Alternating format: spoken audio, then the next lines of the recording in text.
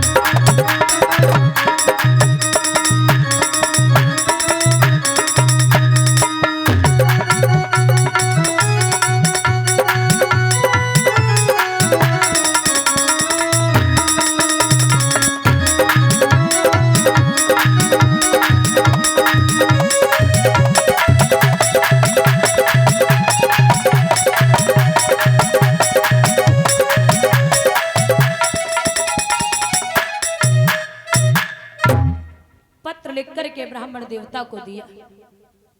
जब चिट्ठी लेके पंडित जी चले, चलो ना जाए रहो, तो भगवान को याद करके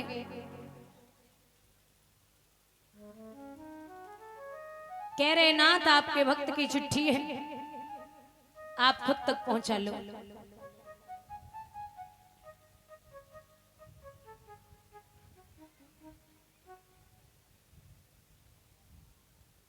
याद किया प्रभु को,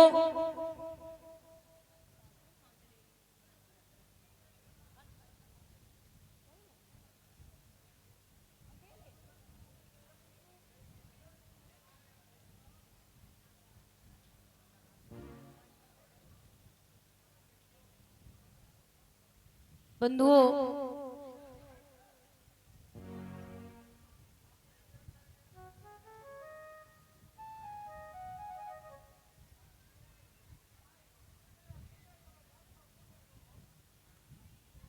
भगवान ने पार्षदों के द्वारा ब्राह्मण देवता को उठवायो।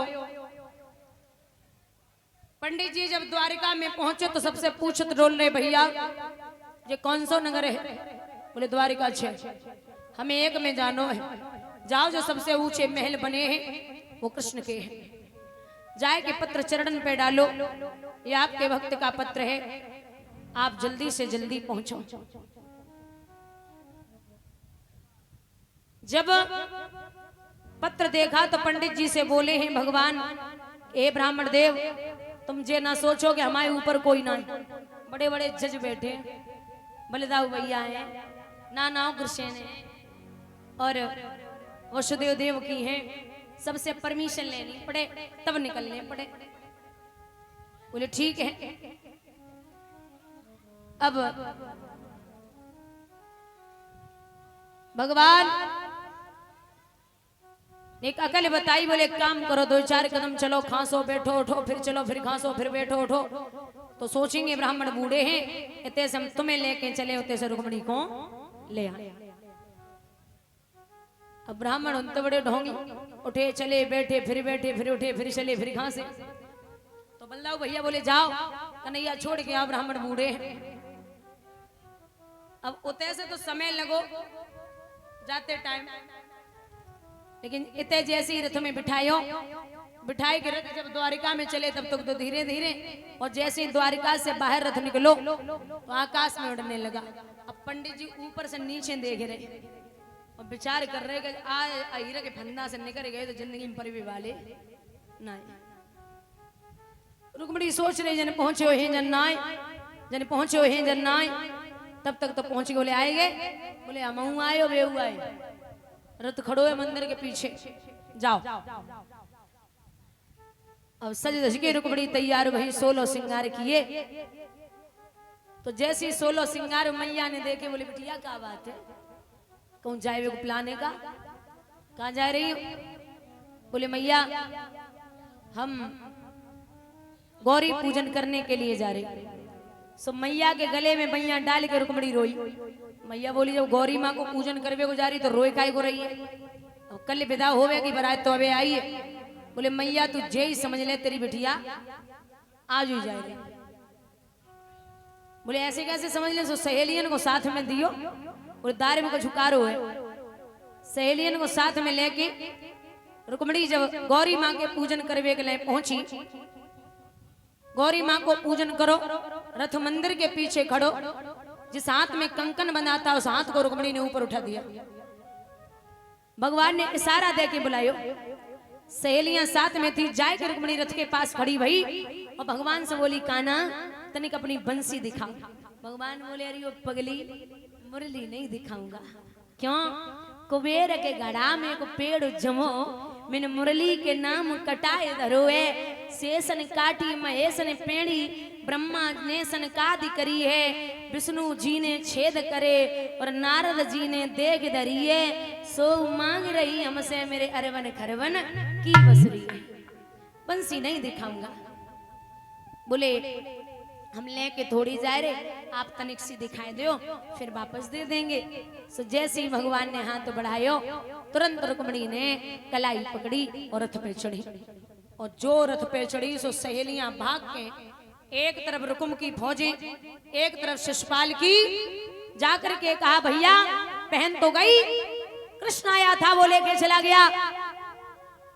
शिशुपाल वहां से दौड़ा और इधर बलदाऊ ने विचार कियो कि काफी देर रह गई जो तो अबे ना आए, कह के तो गए तो जल्दी आवेंगे। हल और मूसल उठाए के पहुंचे, सो रुक्मिणी को रथ में बैठो देखो, और जो रुक्मिणी को देखो बोले कृष्णा अब चारों तरफ फौजें खड़ी। भगवान बोले मना किया था कि लड़की के चक्कर में मत पड़ना, तुम नहीं माने, ये क्या फौजें लगा रखी चारों तरफ? भगवान बोले फौजें तो लगी हैं, जामे हमें हम पे काय को चिल्ला रहे, हम जबरदस्ती लेके थोड़ी आए, जो तो अपने मन से ही आई है। तो रुक्मिणी से बलदाऊ ने पूछी, सो घूंघट की ओट लेके रुक्मिणी बोली हाँ जेठ जी हम अपने मन से ही आए। सो ये हल और मूसल ऊपर उठायो और बलदाऊ ने जवाब दियो कि चिंता ना कर मेरे भाई, और रुक्मिणी से कहते हैं सर पे हाथ रख करके कि आप भी निश्चिंत रहिए, ये धान जितने भी दिखाई दे रहे, फौजों को कह रहे कि जितने भी धान दिखाई दे रहे हैं सब हमारे मूसल के लिए बहुत कम है, युद्ध बराबरी का होगा, हम अपने भाई के लिए अकेले काफी हैं। अब युद्ध की जब तैयारियां हुई तो बलदाऊ ने देखा है, ललकार करके कह रहा है रुकुम क्यों रे ओ कन्हैया, अभी तक तो माखन चुराता रहा, अब लड़कियों को चुराने का नंबर लगा दिया, खड़ा हो। रुक्मिणी ने ऐसे इशारा करो, बोले जे आगे है ना शिशुपाल, ये तो ब्याह करे वे घुमाई, इन्हें अपने हिसाब से देख लो। तो शिशुपाल को जब परास्त कियो, अब शिशुपाल परास्त भय तो रुकुम की बारी आई गई। तो बलदाऊ ने भगवान की कलाई दबाए के और जवाब दियो कि काम करो, जब बीच में आरो जाए मार दो। रुक्मिणी के कानों में आवाज पहुंची कि भैया कृष्ण सो मारने की बात कर रहे हैं मेरे भाई को। सो झपट के रुक्मिणी ने भगवान के पांव पकड़े, क्या कर रहे हो कान्हा, भैया पे हाथ मत उठा देना।